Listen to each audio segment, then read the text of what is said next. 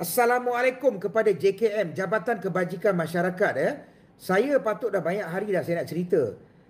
Apa yang saya tengok 1-2 hari ni yang Jabatan Kebajikan Masyarakat melalui menteri ataupun siapa-siapa ni, kamu sudah main politik yang tak sepatutnya kamu main.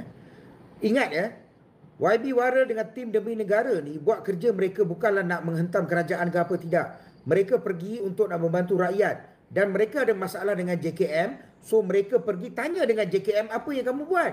Tetapi kenapa JKM mempergunakan menteri ke siapa kita tak tahulah. Korang guna siapa, connection apa, sampai hantar KDN untuk nak buat intimidasi, untuk nak kacau, untuk nak merosakkan. Sekarang kau tengok apa jadi? Saya buka TikTok tadi, saya tengok semua orang menceritakan tentang kebabian JKM.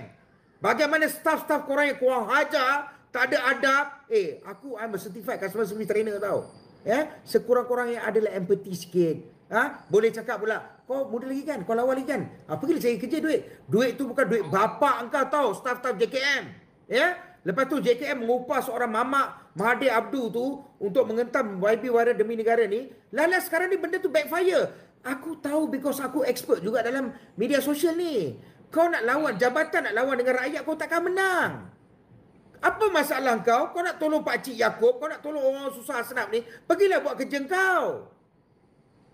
Yang kau nak merepek, meraban, nak pergi hantar KDN lah untuk nak pergi intimidasi, untuk apa? Untuk apa? Kesian Olivia tau, aku sayang Olivia tu tau.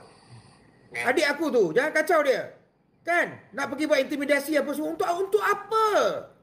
YB Wara, idea tu pun adik aku, derang ni, buat kerja, Saitro JKM kau dengar sini Derang tu meniaga jual sabun, jual moringa, jual macam-macam tu. Segala keuntungan derang dapat tu, derang bayar office derang bantu orang-orang susah.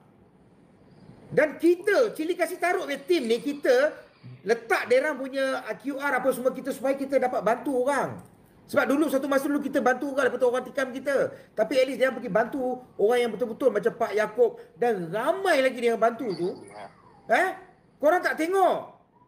Sepatutnya kalau JKM kau buat kerja kau, patut dia cantik dah. Tapi kau nak jadi gangster pula. Sesungguhnya kau dengar satu engkau tak boleh, apa saja JKM buat, esok dia akan efek pada PMX dengan Kerajaan Madani. Sebab PMX dah bagi banyak peruntukan kepada JKM. Dan dah tiba masanya SPRM, Datuk Tan Sri Azam Baki, dah tiba masa dia kena cek JKM ni. Banyak cerita saya dengar lah. Banyak cerita saya dengar ni. Macam-macam hal tau. Aku diam makin melampau-lampau pula. Bawa polis dalam meeting lah. Apa pasal kau ni? Derang tu bukan nak buat apa, derang nak tolong orang susah. JKM kena rombak, CEO kena buang, dia punya ketua pengarah semua kena tukar. Pergi masuk jaga zoo negara. Apa punya bangang korang ni? Tolonglah rakyat, orang susah tu. Itu amanah, besok kau pejam mata, engkau lah masuk neraka dulu tau. Sebab kau dapat amanah bantu orang, kau tak buat. Betul tu, aku setuju sangat. Terlampau banyak ketirisan daripada pihak JKM ni. Okey, itu je aku nak cakap. Okey, dah boleh record, dah boleh hantar dah ni Kak Syah Terima kasih banyak-banyak. Okey dah, Azharul cakap. Okey, itu je Pak. JKM ni dekat Sarawak ni baru-baru ni kan yang dia orang kena tangkap pasal salah guna dia orang punya peruntukan dan sebagainya lah. Okey, macam mana boleh pergi masuk dalam poket JKM punya poket lah kan. Kalau kita nak cakap benda-benda macam ni, yang dekat KL, dekat mana ni, kita tak tahu lagi macam mana. Jadi ketua pengarah wilayah persekutuan ni lah yang buat hal ni. So dia kena Menteri Nancy Sukri kena tengok lah. Dia tak boleh biarkan. Sebab apa?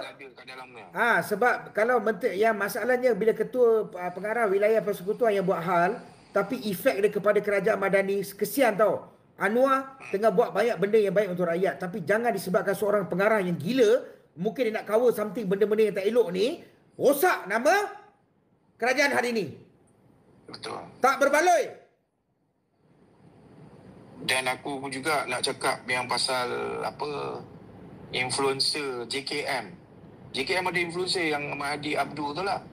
Kau bayarlah. Mana ada orang nak buat kerja free kan? Bila dia kata saya tidak dibayar, bermaksud dia declare memang dia dibayar. Malulah JKM ambil influencer nak tutup orang nak pergi bantu orang susah. Apa punya bangang korang ni?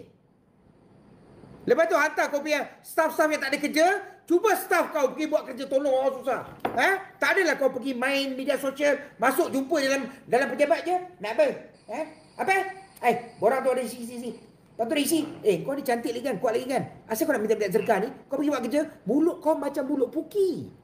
Kau dibayar gaji bukan untuk jadi mulut puki. Yang nak jadi mulut puki ni mulut aku. Sebab aku tak dibayar gaji, aku berjuang untuk rakyat. Kau yang dibayar gaji, kau tak boleh jadi, kau tak berhak untuk menjadi mulut puki. Kau kena tutup puki kau, tutup butong kau, buat kerja untuk rakyat. Faham tak? Betul. And then nak cakap pasal Menteri Besar Pahang tu, Menteri Besar Pahang yang tolong tim demi negara dalam masa setengah jam dapat selesaikan masalah. Jadi itu pun pihak JKM pun mungkin rasa terskema jugalah kenapa MB Pahang boleh settlekan benda-benda ni dengan segera kan. Betul. So maknanya janganlah terskema. Kalau kau orang punya kerja tu bukannya kerja orang lain. Nak bantu orang susah. Tengok contoh saya nak bagi tahu MB Pahang ideal telefon dalam 1 jam settle. Betul Betul. Ideal daripada demi negara ni yang JKM marah ni sekarang ni kan, dia duk serang dia ni. Lepas tu demi negara ni juga dia bagi tahu dia dah berkritik si Fadlina ni. Kita semua orang duk kritik Fadlina soal tak jawatan. Fadlina kata apa? Saya terima apa yang orang kritik saya kena perbaiki diri saya. Damn.